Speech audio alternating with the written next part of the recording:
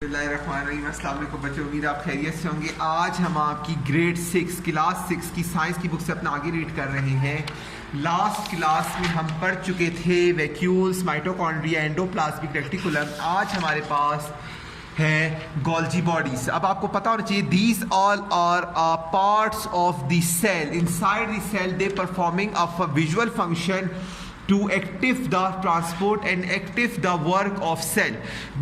Page number 12 there are at first we should study Golgi bodies. So they store the substances made in endoplasmic reticulum. Golgi bodies क्या होती है? Golgi bodies का function क्या है? ये अपने अंदर क्या स्टोर करता है? ये अपने अंदर सब्सटेंसेस को स्टोर करता है जो एंडोप्लाज्मिक रेटिकुलम से मिलके बने होते हैं। फिर आता है क्लोरोप्लास्ट्स। अब आपको एक बात बता दूं, क्लोरोप्लास्ट जो होता है ये प्लांट सेल के अंदर होता है, एनिमल सेल के अंदर नहीं होता। ठीक है, कैसे? They contain green chlorophyll which help in photosynthesis in plants. इसके अंदर सबस किस्म के क्लोरोफिल होते हैं जो मदद करते हैं पौधे को फोटोसिंथेसिस के अमल में, ठीक है, अपनी खुराक बनाने के अमल में। Animals do not have chloroplast. So animals के सेल में, जानवरों के सेल में क्लोरोप्लास्ट नहीं होता। इसके बाद आता है सेंट्रियोल्स। सेंट्रियोल्स क्या होता है? ये देख सकते हैं आप, ये सेंट्रियोल्स है। 2 centrioles are present near the nucleus in animal cell.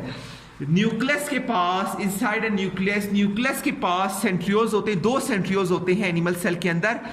They are tube like structure. ये एक ट्यूब लाइक, ठीक है, ट्यूब लाइक स्ट्रक्चर होते हैं। They play an important role in cell division. ये बहुत अहम किरदार करते हैं किसमें? सेल डिवीजन में, जब खुलिये अलग होते हैं, खुलियों की तकसीम में। प्लांट सेल लेग सेंट्रियोल्स, ठीक है, और पौधों के सेल के लेग सेंट्रियोल्स में सेल्स लेग सेंट्रियोल्स, ठीक है, उसके लेग सेंट्रियोल्स होते हैं। अब आता है nucleus. Nucleus is the most important part of the cell. It is present in the middle of the cell.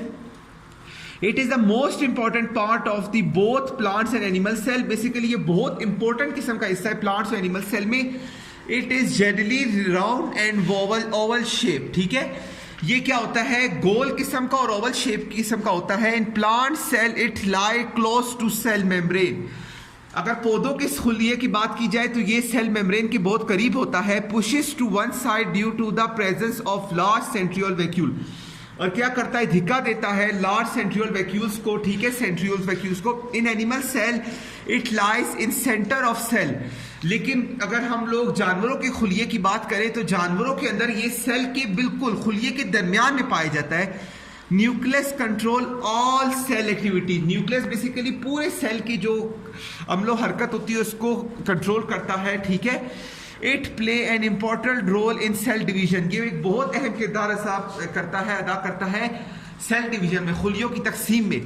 It is surrounded by a thin membrane called nuclear membrane. इसके इर्द गिर्द की जो थिन मेम्ब्रेन, जो एक क्या कहते हैं, बॉडी कवर होता है, इसको क्या कहते हैं? न्यूक्लियर मेम्ब्रेन, ठीक है। जिसने इसको कवर किया होता है इसको कहते हैं न्यूक्लियर मेम्ब्रेन। अब है nucleus is filled with a thick transparent fluid called nucleoplasm. Nucleus के अंदर थिक किस्म का ट्रांसपेरेंट, जिसका कोई कलर नहीं होता, फ्लूइड एक मौजूद होता है जिसको न्यूक्लियोप्लाज्म कहते हैं।